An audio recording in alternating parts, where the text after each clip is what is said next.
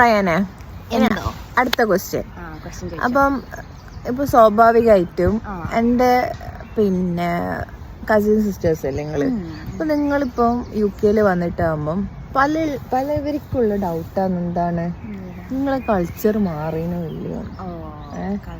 അപ്പൊ കൾച്ചറിനെ കുറിച്ചിട്ട് അതായത് നമ്മള് ഒരുപാട് വ്യത്യാസം വരുന്നുണ്ട് അല്ലേ.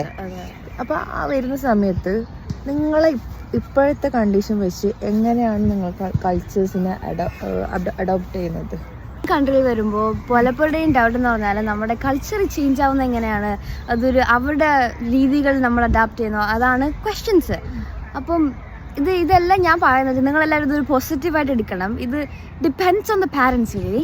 ആ പാരൻസ് എങ്ങനെയാണോ അങ്ങനെയാണ് ചിൽഡ്രൻ ടേൺ ഔട്ട് ചെയ്യുന്നത്. ആ പാരൻസിന് നല്ലതായിട്ട് അവർക്ക് അറിയുമെങ്കിൽ they have to be educated. If they educated then the kids will be educated on the culture.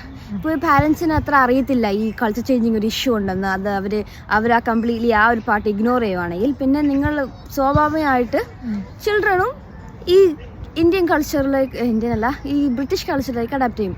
They do what they see and they see British culture, not Indian culture. നാട്ടിൽ നമ്മൾ വളരുന്നതുകൊണ്ടാണ് നമ്മൾ Indian കൾച്ചറിലേക്ക് പോകുന്നത്. പക്ഷെ നമ്മളിപ്പോൾ ബ്രിട്ടനിലാണ്, British കൾച്ചറാണ് നമ്മൾ കാണുന്നത്. അപ്പോൾ obviously നമ്മൾ ആ അങ്ങോട്ട് പോകും. നാട്ടിൽ നമ്മുടെ ഫ്രണ്ട്സ് മാങ്ങയും പുളിക്കാനൊക്കെ പോകുമ്പോൾ നമുക്കും പോകണമെന്ന് ആഗ്രഹമില്ലേ. അതേപോലെ തന്നെയാണ് ഇവിടെ ബ്രിട്ടനിൽ വന്നിട്ട് പിള്ളേർക്ക് അത് ഇതും ചെയ്യുന്ന പറയുമ്പോൾ അവർക്ക് അങ്ങനെ പോകണമെന്ന് തോന്നുന്നത്. അപ്പം എനിക്ക് നിങ്ങളത് പറയാനുള്ളതെന്ന് വെച്ചാൽ നിങ്ങൾക്ക് നിങ്ങളുടെ കിഡ്സിനെ മോർ ഇന്ത്യൻ കൾച്ചറിലേക്ക് സ്റ്റേ ആണെങ്കിൽ അവരെ നിങ്ങൾ പറഞ്ഞു കൊടുക്കണം ഇന്നൊക്കെയാണ് കാര്യങ്ങൾ, നമ്മൾ ഇന്നയൊക്കെ കാര്യങ്ങൾ ചെയ്യും. അല്ലെങ്കിൽ ഈ മലയാളം മൂവീസില്ലേ അങ്ങനെ നമ്മുടെ കൾച്ചർ കാണിക്കുന്ന ആ ഇത് കാണുന്നത്. എൻ്റെ പാരൻസ് ഇതിന് ഭയങ്കരമായിട്ട് എടുത്തായിരുന്നു. ഇവർക്ക് മനസ്സിലായി ഇങ്ങനെ ഒരു കാര്യമുണ്ട്. കാരണം നമ്മുടെ ചുറ്റ ആൾക്കാരും ഇതിങ്ങനെ ചേഞ്ച് ചെയ്യുന്ന പിള്ളേർക്ക് മലയാളം മറക്കുന്നു, ഇംഗ്ലീഷ് മാത്രം സംസാരിക്കുന്നത്.